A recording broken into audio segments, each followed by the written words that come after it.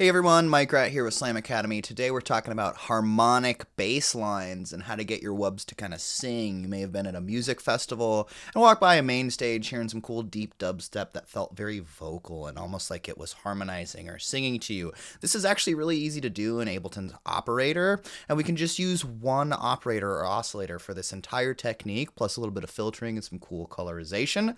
So let's dive right on in. Just got a basic operator here. The envelope we're just going to leave at full sustain, and we're going to go right over here and hit this oscillator button. This is Ableton's the waveform editor. I actually prefer to call this the harmonic editor because that's exactly what it does. If I hit a note here, so we got an F, a low F.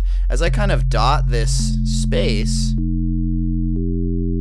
we see as I introduce these bars, we get particular harmonics.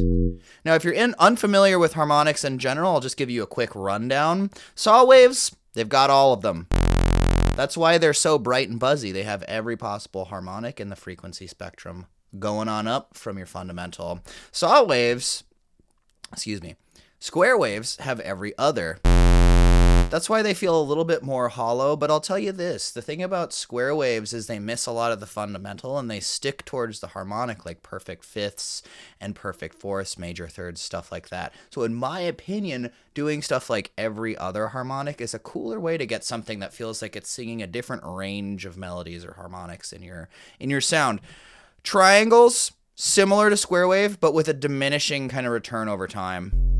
This actually makes it really good if you just need a little bit of energy on your low end, but today we're going to be real cheeky and design our own. Let's just go ahead and stick with a sine wave, which is just basically your fundamental. And we'll draw some stuff in, and we can see if I grab the second right here, this is an octave up.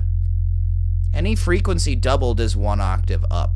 So this first one, we're actually going to ignore it. Let's pull this down, and we're going to go for number 3. Oops, killed the fundamental there. Let's pull that back up. We're going to go for number 3 here. And this is actually a perfect fifth. So if I'm holding an F, we actually skip this one right here, this F1, we're holding F0, and we go straight for C2. And this is actually my favorite first kind of one to hit, is that third, or I guess second harmonic. If we go for the fourth, we actually get a perfect fifth added to a perfect fourth, which gives us another octave, so we're right back at F. We're going to skip this one again, so we're going to skip the second and the fourth harmonics, and then we're going to come up here, and boom, now we have an A. So now we have an F, a C, and an A, all by holding one note, and now I'm just going to dot the landscape a little bit.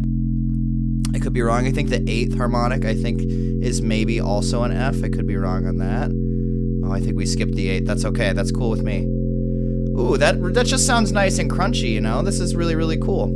We can ignore this stuff. This might be algorithmic stuff. I might have left some stuff in from a previous waveform. But now, if I went ahead and grabbed the filter in operator, or actually, I'm just going to go ahead and grab the auto filter so it has a little bit more playability, and we kind of scrub this region, we'll really start to hear this thing sing. Check it out.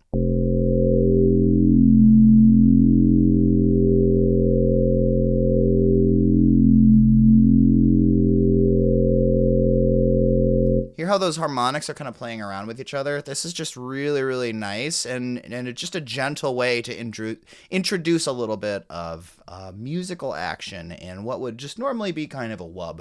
So now all we got to do is maybe treat this thing out with a little bit of cool, I don't know, endorsement from audio effects. Let's grab some classic stuff like a chorus, saturator, maybe a phaser and a flanger combo. That one's always fun. And a little bit of reverb, and maybe even an amplifier just to give it a little bite. You could maybe add a little white noise if you felt like it needed a little bit of zhuzh on the top.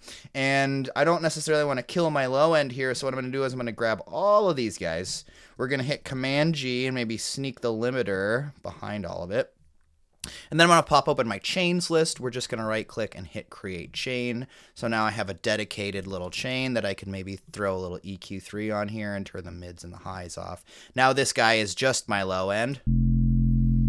And you know what? We'll grab this EQ3, we'll sneak it over here, and we can put this up here, or, you know, it really doesn't matter right now. I'll worry about the EQ part about this wub later, but let's just go ahead and put this in the front so they're nice and easy to see. And here's our kind of atmosphere. Now I can go ahead and take this thing. Let's go ahead and unsolo that.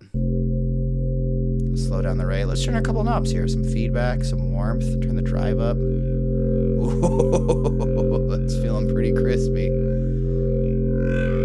Oh my lord! Yeah, I was gonna turn the reverb down, but I actually really love what it's doing right now. Maybe we'll just tuck it in a little bit. Pull the amplifier down a little bit too, because that's pretty intense. All right, so all that's left to do now is just toss in a little beat and see where we're at.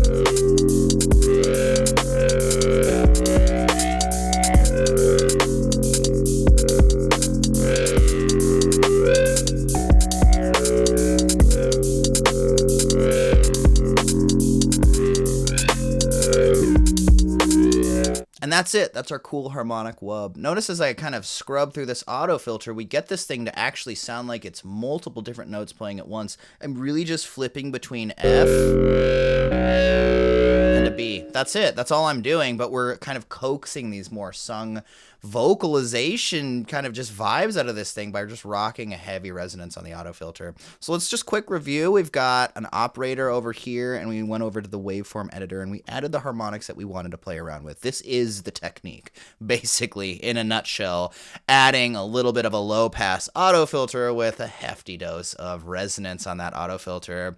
Then you just treat it as much as you want to. You know, these are my favorite effects. I know I use them in a lot of video, but they're just my standby guys.